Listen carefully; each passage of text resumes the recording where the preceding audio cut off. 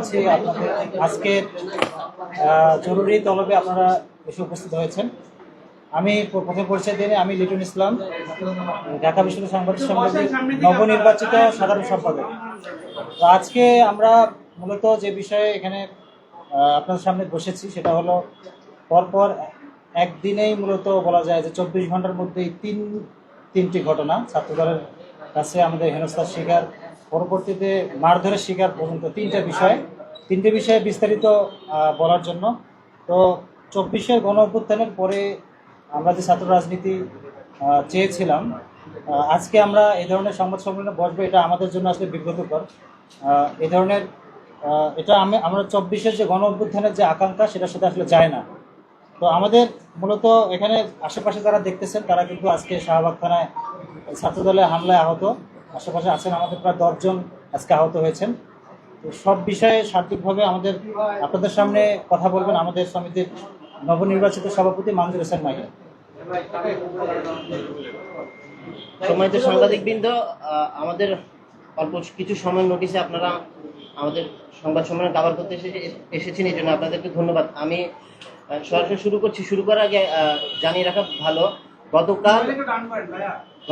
গতকাল বুধবার সন্ধ্যায় বিজয় 71 হলের সামনে আমাদের বিশ্ববিদ্যালয় হলপাড়া এলাকায় আমাদের 3 জন সাংবাদিক ছাত্রদলের কিছু নেতাকর্মী দ্বারা হেনস্থার শিকার হয়েছেন এবং গতকাল মধ্যরাতে ঢাকা বিশ্ববিদ্যালয় ডক্টর মোহাম্মদ শহীদুল্লাহ হলে সেখানেও একটি উত্তেজনাকর পরিস্থিতিতে সংবাদ সংগ্রহ করতে গিয়ে আমরা বাধাগ্রস্তের শিকার হয়েছি এবং সেই মুহূর্তে আমরা 3 জন সাংবাদিক আমরা হেনস্থার শিকার হয়েছি। আজকের ঘটনা আমি একটু আপনাদের সামনে বিবরণ শুরু করছি। আজকের ঘটনা আমরা সন্ধ্যার পর থেকে দেখতে পাই যে ফেসবুকে একটি দাবি ছড়িয়ে পড়ে যে ছাত্র শিবিরের প্যানেল থেকে ডাকসুতে নির্বাচন করেছিল আব্দুল্লাহ মাহমুদ, তিনি আমাদের বর্তমান প্রধানমন্ত্রী এবং তার কন্যাকে নিয়ে একটি পোস্ট শেয়ার করেছেন, সেটি নিয়ে ফেসবুকে অনেক কথাবার্তা হচ্ছিল। তো একসময় আমরা খবর পাই যে আব্দুল্লাহ মাহমুদ তিনি যে তার আইডি থেকে যে পোস্টটি হচ্ছে এরকম যে ফটো ছড়িয়ে পড়ছে সেটির মিথ্যা এই দাবি করে এবং নিজের নিরাপত্তা চেয়ে শাহবাগ থানায় তিনি জিডি করতে গিয়েছেন এবং শাহবাগ থানার বাইরে ছাত্র দলের নেতাকর্মীরা অবস্থান নিয়েছিলেন। এরকম একটা ঘটনা জানার পরে আমরা সর্বত সাংবাদিকরা আমরা সেখানে গিয়েছিলাম। সেখানে যাওয়ার পরে আমি ব্যক্তিগতভাবে যেটি দেখতে পাই, তখন সংবাদ সংগ্রহের সময় আমাদের ঢাকা বিশ্ববিদ্যালয়ের সাংবাদিক সমিতির সদস্য ও জাগো নিউজের ঢাবি প্রতিনিধি ফেরদৌস আলম ও রাইজিং বিডির সৌরভ ইসলাম, তারা যখন ভিডিও ধারণ করতে যায় তাদেরকে বাধা প্রদান করা হয়। একজন তাদের সিনিয়র ভাই হিসেবে এবং সাংবাদিক সমিতির সভাপতি হিসেবে আমি কেন ভিডিও ধারণ করতে বাধা প্রদান করা হচ্ছে এই বিষয়ে আমি প্রতিবাদ জানাই। আমি প্রতিবাদ জানালে ছাত্রদলের সাবেক সহ স্কুল সম্পাদক বিষয়ক সম্পাদক ওবায়দুর রহমান সামিদ আমাকে ধাক্কা দিয়ে সরিয়ে দেয়।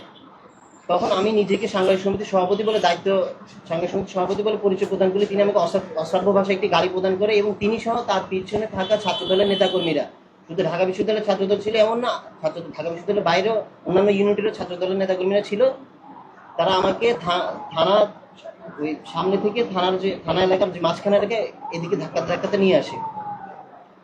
এর কিছু সময় এই ঘটনা শোনার পর আমাদের সাংবাদিক সমিতির অন্যান্য সদস্য কিন্তু যারা বিভিন্ন স্থানে ছিল তারা শাহবাগ থানায় এসে জড়ো হয়। শাহবাগ থানায় এসে জড়ো হওয়ার কিছু সময় পরে সেখানে শাহবাগ থানা যখন এসে জড়ো হয় তখন যে সামিত আমাকে ধাক্কা দিয়ে প্রথমে সরিয়ে দিয়েছিল তিনি এসে আমাদের সামনে দুঃখ প্রকাশ করতে থাকেন। তখন সেই মুহূর্তে আমি দেখতে পাই যে হাজী মোহাম্মদ মুসিন হল, আমাদের বিশ্ববিদ্যালয়ের হাজী মোহাম্মদ মুসিন হল ছাত্র দলের আহ্বায়ক আবুজর গিফারি ইফাত হঠাৎ এসে আমাদের একজন সদস্য সৌরভ ইসলাম তার সামনে এসে বলতে থাকে যে এই ভাইকে মারছে, কোন ভাই কি ভাই কোনো কিছু যায় না, জাস্ট বলতে থাকছে এই ভাইকে মারছে। এটা বলে একটা মব সৃষ্টি হয়। তখন ওখানে উপস্থিত ছাত্র দলের 150 থেকে 200 নেতাকর্মী আমাদের কয়েকজন সাংবাদিক পুরোপুরি হামলে পড়ে।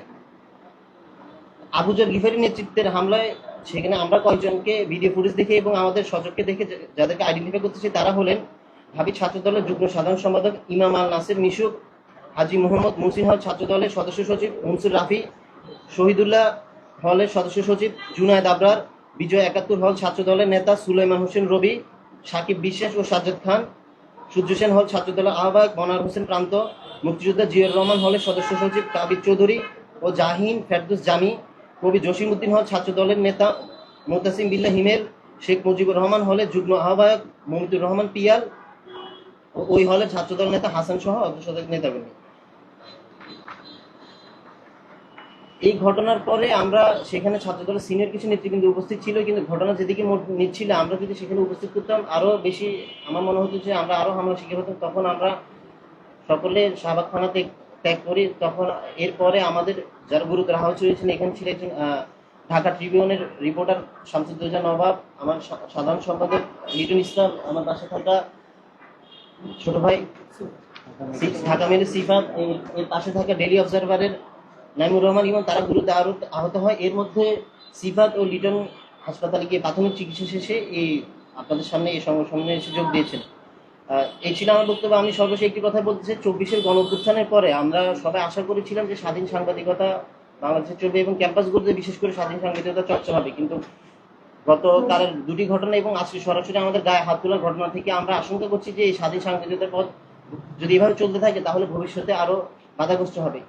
এই প্রেক্ষিতে সাংবাদিক সমিতি, ঢাকা বিশ্ববিদ্যালয়ের সাংবাদিক সমিতি থেকে আমরা 3টি দাবি উত্থাপন করছি। প্রথম দাবি হলো হামলায় জড়িতদের চিহ্নিত করে অতি দ্রুত সময়ের মধ্যে গ্রেপ্তার করতে হবে।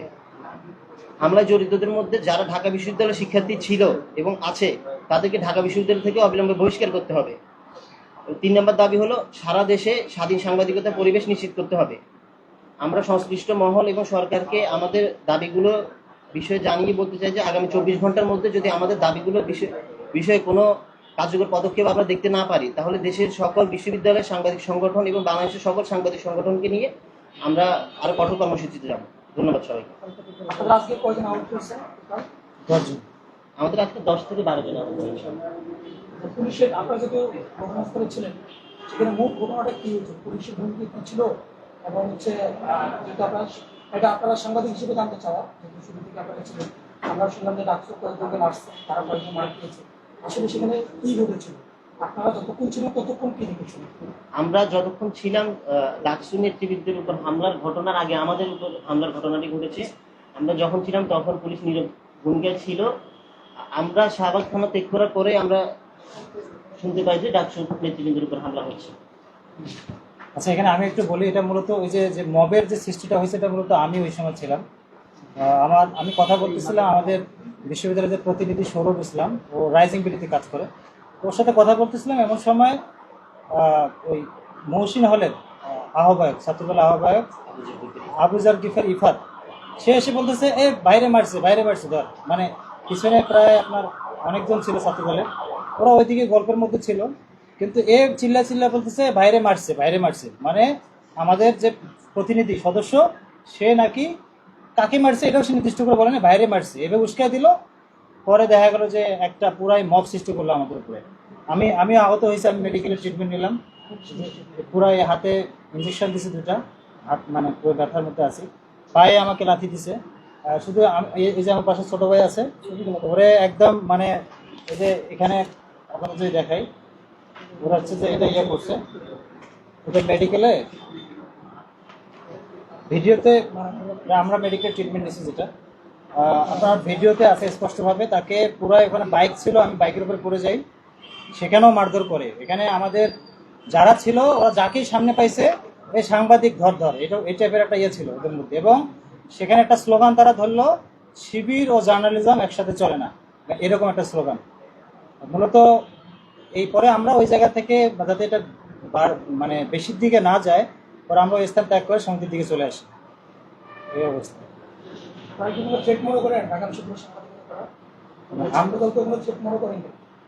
আমার মনে হয় যে এটা আসলে এখন আমরা থ্রেডই মনে করতেছি, কারণ এর আগে 2টি ইনসিডেন্ট ঘটছে, যেটা হলো বিজয় 71 হলের সামনে, ওখানে ছাত্রদলের যিনি ছিল জড়িত ছাত্রদল। এরপর মধ্যরাতে শহীদুল্লাহ হলে একটা ঘটনা ঘটে, সেখানে আমাদের বর্তমান যে প্রেসিডেন্ট তার সাথে তাকে হেনস্থা করা হয়, 300 আরো 2 জন ছিলেন। এইটার পরে আবার এটা রেস কাটতে না কাটতেই দেখা গেল যে প্রথমে ছিল হেনস্থা, পরে এবার সরাসরি হামলা। তো এটাকে আমরা থ্রেডই বলতে পারি। আমরা চাই যে এই ধরনের স্বাধীন সাংবাদিকতার যে পথ, এই পথটা যাতে আমরা নিশ্চিত, গভর্নমেন্ট যারা আছে তারা এটা নিশ্চিত করে, এবং যারা দায়ী ছিল তাদের বিরুদ্ধে কঠোর ব্যবস্থা নেওয়া হয়। এবং বিশ্ববিদ্যালয় থেকে আমরা চাই তাদের বিরুদ্ধে বিশ্ববিদ্যালয় থেকে ব্যবস্থা নেওয়া হোক। আর কালকে আমরা সকাল 10টায় উপাচার্যের কাছে আমরা লিখিতভাবে অভিযোগ দিয়ে আসব। আমরা দাবি জানাবো আমাদের থেকে তাদেরকে যাতে স্থায়ীভাবে বহিষ্কার করা হয় যারা জড়িত ছিল এই ঘটনা। আপনারা সেখানে আসতে পারেন। একটি কথা বলতে ভুলে গেছি, দুঃখিত। আমাদের সাংবাদিক সমিতি থেকে যারা আজকে হামলায় জড়িত ছিল তাদের বিরুদ্ধে মামলা করার একটি সিদ্ধান্ত হয়েছে। আমরা এই সংবাদ সম্মেলন শেষে শাহবাগ থানায় গিয়ে তাদের বিরুদ্ধে মামলা দায়ের দায়ের করব। জি, আমি স্পষ্টভাবে বলতে চাই, সাংবাদিক পরিচয় দেওয়ার পরে এবং ঢাকা বিশ্ববিদ্যালয়ের সাংবাদিক সমিতির সভাপতি বলার পরেও আক্রমণ করা হয়েছে। এবং যখন আমি বলেছিলাম আমি সাংবাদিক সমিতির সভাপতি, তখন আমাকে একটা স্ল্যাং ইউজ করা হয়েছে, আমি এটা বলতে চাচ্ছি না এখানে, আমাকে মানে গালিগালাজ করা হয়েছে। তো আমরা, আমাদের কাছে কার্ড ছিল, আমাদের সাংবাদিক সমিতির পরিচয় ছিল, সবকিছু জানার পরেও তারা আমাদের উপর হামলা করেছে। মানে পরিচয় জানার পরে আমরা আশঙ্কা করতেছি যে সাংবাদিক পরিচয় শোনার পরে আমাদের উপরে মব সৃষ্টি করা হচ্ছে, আক্রমণ করা হচ্ছে। মানে এটা আসলে কি স্বাধীন সাংবাদিকতা তাদের কাছে হুমকি কিনা? মানে আমরা আশঙ্কা করছি তাদের সাংবাদিকতা জিনিসটা তাদের কাছে হুমকি, স্বাধীন সাংবাদিকতা। একবার তো দিয়েছেন মামলা করতে, কিন্তু মামলা করতে আমরা যাইনি, আমরা সিদ্ধান্ত নিয়েছি মামলা করবো। সংবাদ সম্মেলন শেষে আমরা শাহবাগ থানায় গিয়ে শাহবাগ থানায় একবার একটি ঘটনা ঘটেছে, এখন যদি আবার যান ছাত্রদল যদি আবার আপনাদের উপর হামলা করে আপনাদের আমরা এটা আচ্ছা, এটা তো আপনার শেষ, ওকে। অপ্রাসঙ্গিক। Thank you.